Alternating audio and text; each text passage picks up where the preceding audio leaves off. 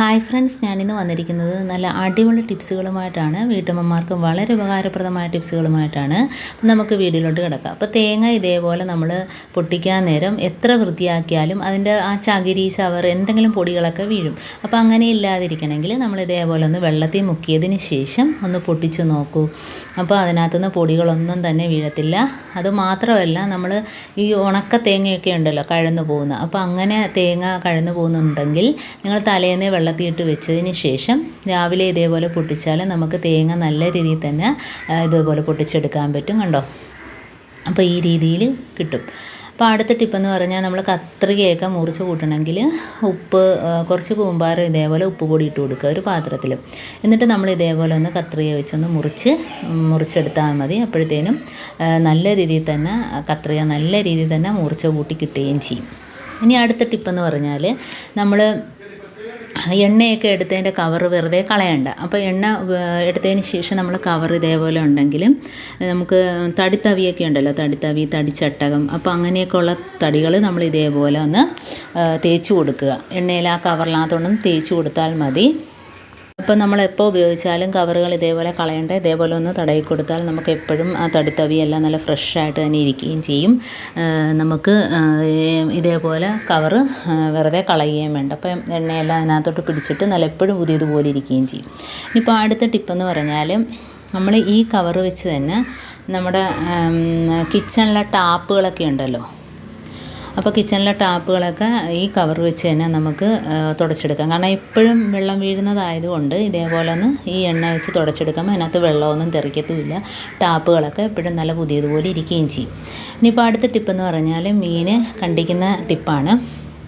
അപ്പോൾ നമ്മൾ ഈ ചാള ഇതേപോലെ മത്തി എന്നൊക്കെ പറയും. അപ്പോൾ ഇതേപോലെയൊക്കെ കണ്ടിക്കുമ്പോഴത്തേനും അതിൻ്റെ ചെതമ്പലൊക്കെ തെറിക്കും, കത്തി വെച്ച് കണ്ടിക്കുമ്പോഴത്തേനും. അപ്പം ഇതേപോലെ നമ്മൾ ഒരു കോട്ടൺ തുണി ഉണ്ടെങ്കിൽ അതിനകത്ത് കുറച്ച് പരലിപ്പിട്ട് കൊടുക്കുക.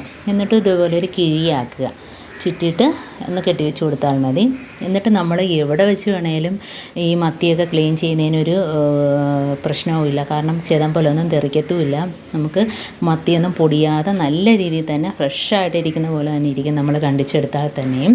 അതെല്ലാം നമ്മൾ ഇച്ചിരി ഉടഞ്ഞ ചാളയൊക്കെ ആണെങ്കിലും നമ്മൾ കത്തി വെച്ചൊക്കെ മുറിച്ചെടുക്കുമ്പോഴത്തേനും എത്രയാണേലും അത് ഉടഞ്ഞു പോകും. പക്ഷേ ഇങ്ങനെ ചെയ്താൽ നമുക്ക് നല്ല ഉടയാതെ നല്ല രീതിയിൽ തന്നെ നമുക്ക് കറിയിലൊക്കെ ഇടാൻ പറ്റും.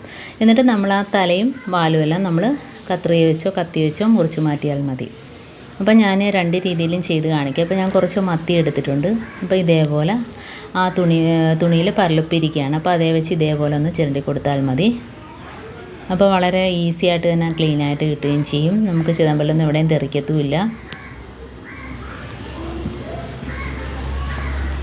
കണ്ടോ? ഈ രീതിയിൽ നമുക്ക് ചെതമ്പൽ കളഞ്ഞെടുക്കാം.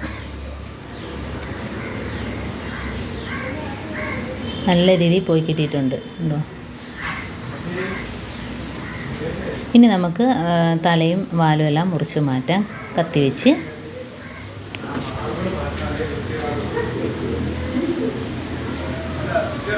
ഇനി നമുക്കിതേപോലെ കണ്ടോ വൃത്തിയാക്കി ക്ലീനാക്കി എടുക്കുകയും ചെയ്യാം. അപ്പോൾ ഇനി ഞാൻ കത്തി വെച്ച് മുറിച്ചെടുക്കുന്ന മത്തിയും കാണിച്ചു തരാം. അപ്പോൾ അത് ഉടഞ്ഞ മത്തിയൊക്കെ ആണെങ്കിൽ നമുക്ക് എല്ലാം കണ്ടിച്ച് കഴിയുമ്പോഴത്തേനും ഒരുമാതിരി ഉടഞ്ഞ് നമുക്ക് കറിയിലിടുമ്പം തന്നെ വളരെ പ്രയാസമായിരിക്കും, പൊടിഞ്ഞു പോകും. അപ്പോൾ ആ രീതിയിലായിരിക്കും കിട്ടുന്നത്. ഇപ്പം എന്താണ്ടോ ഞാൻ കത്തി വെച്ച് കണ്ടിക്കുന്ന മീൻ കാണിച്ചിരുന്നുണ്ടോ, എല്ലാം ഒരുമാതിരി പൊടിഞ്ഞ കണക്കൊക്കെ ഇരിക്കുന്നുണ്ടോ.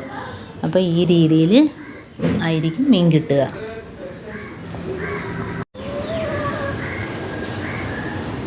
അപ്പോൾ കണ്ടോ, കത്തി വെച്ച് കണ്ടിച്ച മീൻ മൊത്തത്തിൽ പൊടിഞ്ഞാണൊക്കെ ആവുന്നുണ്ട്. അപ്പോൾ നമ്മൾ മറ്റേത് വെച്ച് ക്ലീൻ ചെയ്താൽ നല്ല രീതിയിൽ തന്നെ കിട്ടുകയും ചെയ്യും. അപ്പോൾ ഇങ്ങനെയൊക്കെ ഒന്ന് ചെയ്യാത്തവരൊന്ന് ചെയ്ത് നോക്കുക. ഉണ്ടോ രണ്ടും തമ്മിലുള്ള വ്യത്യാസം? അപ്പോൾ എല്ലാം ഞാൻ അതേപോലെ ക്ലീൻ ചെയ്തെടുക്കുകയാണ്. നല്ല പയറ് പോലെ ഇരിക്കുന്നു. മറ്റേ മീനിൻ്റെ വ്യത്യാസം കണ്ടോ, കത്തി വെച്ച് കണ്ടിച്ച്. അപ്പോൾ ഇതേപോലെ ഒന്ന് ഉടഞ്ഞൊക്കെ പോകാൻ ചാൻസ് ഉണ്ട്.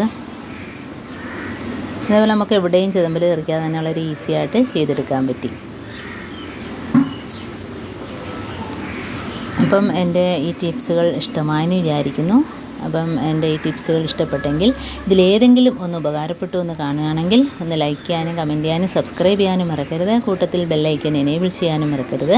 എന്നാൽ മാത്രമേ ഞാനിടുന്ന ഓരോ വീഡിയോസും നിങ്ങളുടെ മുമ്പിൽ നോട്ടിഫിക്കേഷനായി എത്തുകയുള്ളൂ. അപ്പോൾ ഇനിയും നല്ല നല്ല ടിപ്സുകളുമായിട്ട് വീണ്ടും കാണാം. അതുവരേക്കും താങ്ക്സ് ഫോർ വാച്ചിങ്.